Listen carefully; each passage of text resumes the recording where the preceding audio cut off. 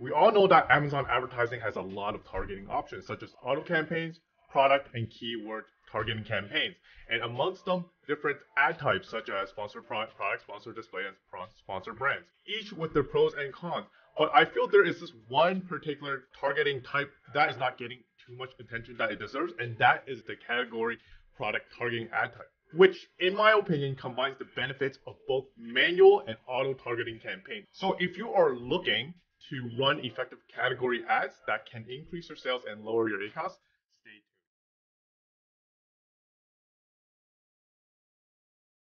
I'm Rick Wong, an Amazon seller and also the founder of SellerMetrics, an Amazon marketing agency. And if you are interested in content such as this one, where we talk about the latest FBA news, tips, and hacks, I invite you to subscribe. Okay, so let's talk about category ads. Category ads are basically the ad placement that lies within the selected targeted category. They are the sponsored product placements on the product display page.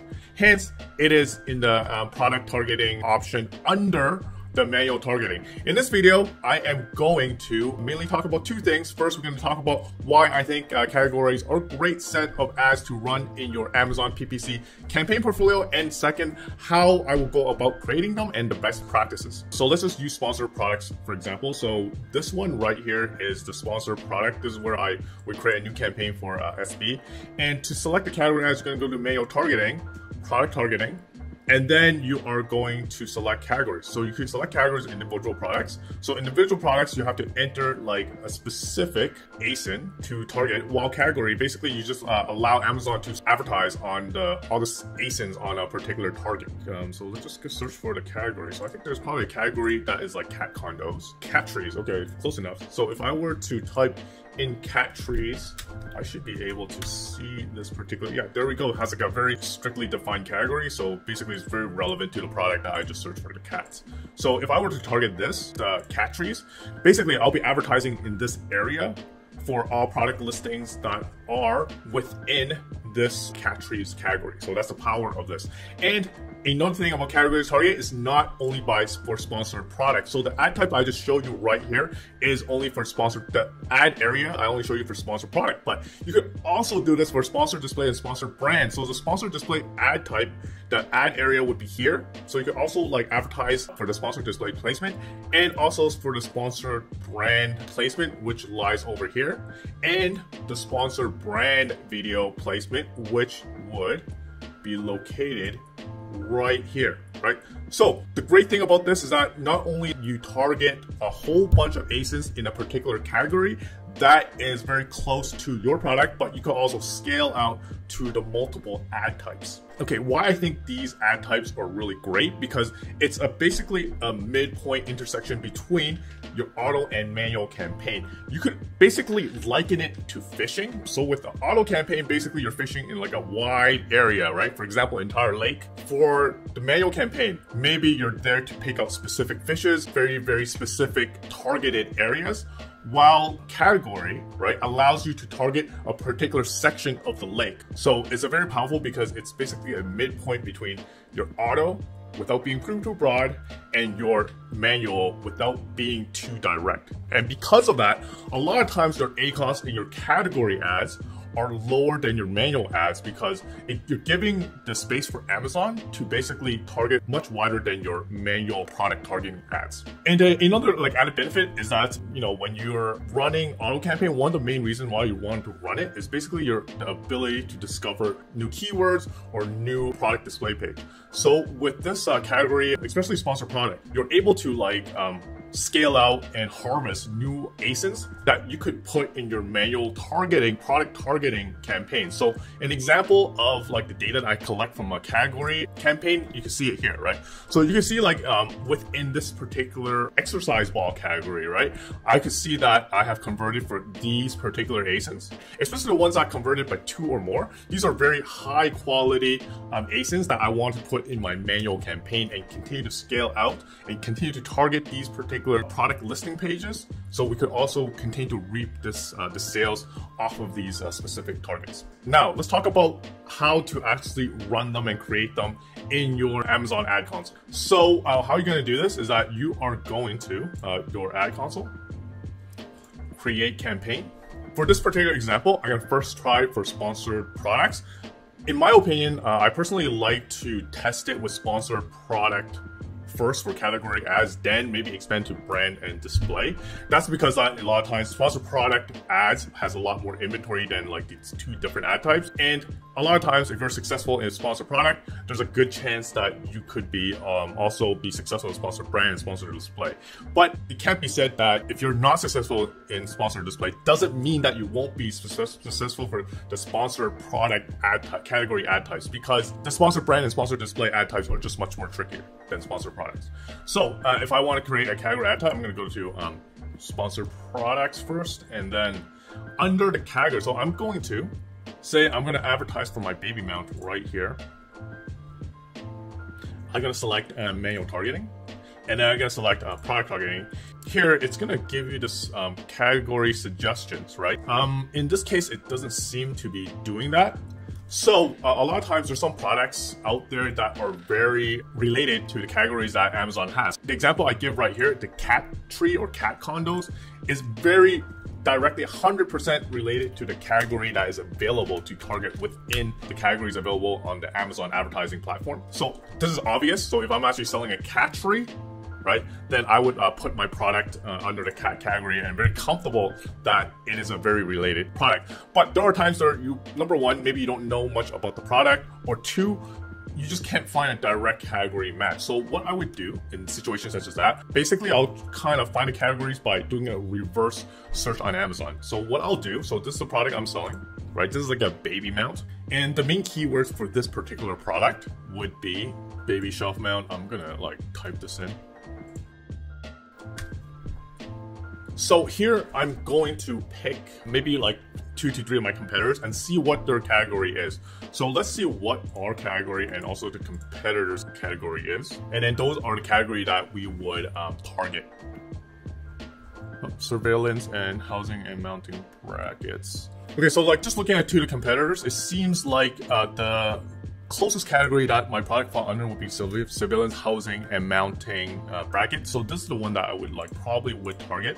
So let me see where that is.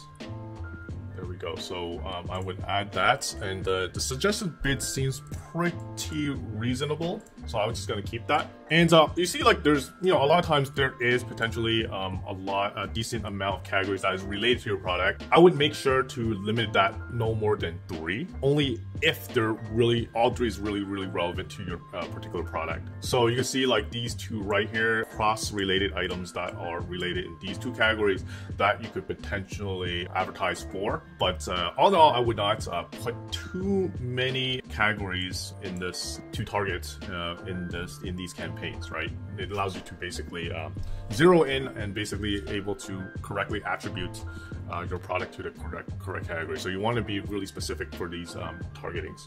And in my experience, the key to getting a really good results with these ads is that being as tight as possible in terms of selecting category. So you have your category and you have your product. So you want to make sure that they match as much as possible. So in my case, surveillance, housing, and mounting bracket, it's not like 100% match with my particular product, which is a baby surveillance camera mount. It's like maybe like 80-70% relevant to the actual product. In my experience, probably won't do as well as if I were advertising for the cat tree. So there's like a specific cat tree category, and if I was selling a cat tree, that would be like 100% related. So I think that campaign would probably do a bit better. So how well this campaign does also depends on the product. There are products out there that doesn't really have a defined category. And for example, supplements is a good example. There's a lot of different categories, but the specific supplements maybe doesn't fit one particular category quite well. So those category ads won't do as well as say the cat condo product. So what I would also do is exclude your brand. So my brand is solely right here, so I'm gonna exclude it. And what I like to do is also for any new campaigns I've mentioned before, I would like to put the fixed bids and then the daily budget and then launch this campaign. And you see like the bid right now is quite low. So what I would like to do is that, you want to be monitor them on a week-to-week basis, see if they're getting any clicks. If not, then raise it up a little bit and then monitor and see if you actually need to raise it again, right? The goal of this is that you want to achieve low cost per click, because these type of ads is much more broad than like your normal manual keyword ads or manual targeting, product targeting ads. So the key to objective to achieving a successful campaign would be to like making sure your your cost per click, is lower than your normal manual targeting campaigns. You know, looking at this, another way that you could potentially improve your ACoS, right, is also using the refine function right here. It allows you to refine two things. Number one, the price range, and number two, the review star ratings, and also the shipping, right? I don't really use the shipping, but sometimes I would use the price and also the review star rating. So I would basically think about my product as a benchmark. So basically I want to target for something that is much less attractive versus my product, right? So let's just say my product has like 5 stars or 4 stars. Maybe I want to like go for a product that has like 3 stars, and my product is like $13. So I want to aim for anything that's like greater than $15. And you can see it like it narrows down to like maybe less than 100 products. So when you do this, right, the refinement, I think you probably want to do it in a category that is like really, really large. So you can see this category, it's okay, but it's really not too large. But in general, you know, if I get down to like that much, I normally wouldn't really refine it.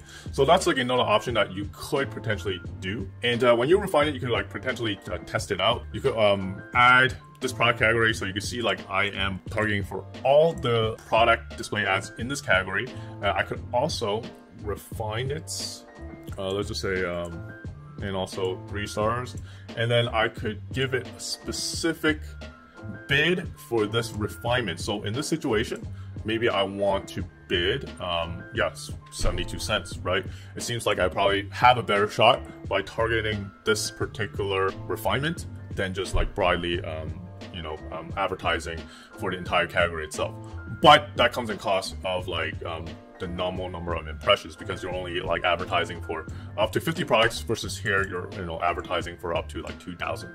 And lastly, you could like scale these ads, right? So as I mentioned that there is category targeting for your sponsored brands, sponsored brand videos, and also the sponsored display. So in sponsored brands, same thing, you're gonna go into your account, create a campaign, select sponsored brands, and then you could just select my own store page, product targeting, and then the specific category I want to target, and then launch. Same thing with sponsored display. So sponsored display, you're also allowed to go after categories as well. So that would be under the contextual targeting. So that would be a contextual option. So you could also do like video, image. So there's a lot of ways that you can scale it out as well. So that would be under contextual targeting, and then you can select your particular category. So the one that I did would be the surveillance housing and mounting bracket. So you see it here. Okay, so I think I can just like, so let's just say let's select this. Yeah, so now I can select a particular bid for this particular category. Right, so you can scale it out both with sponsored brand, sponsored display, and also with the image and also the video placements as well. So there's really, if it works well for one ad type, you can just scale it out across the different ad types. Really allows you to like increase your sales, keep the ACoS, or even lower the ACoS overall.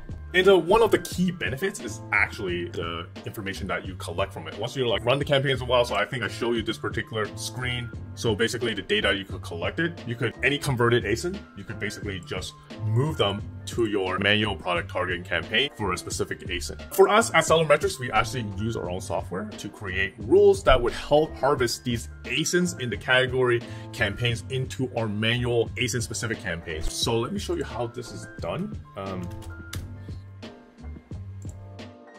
Okay, let's like find some of our category ads. So that would be cats. So you can see there's a campaign right here. I have created a harvesting rule, a search term rule, and then what it does is that it would grab any ASINs that have attributed to one order And once it happens, right, I would like plunk it in a destination campaign, which would be my manual product targeting campaigns that is targeting specific ASINs, right? And I would not only just add the ASIN, I also add it as an ASIN expanded as well. So SellerMetrics allowed me to like really automate this process and really, you know, have the ultimate benefit of number one, running these category campaigns and then scaling these like converted ASINs into my manual product targeting campaigns, right? And you can see that, you know, like if I were actually to find this particular rule, it would show up under converted search terms in my account.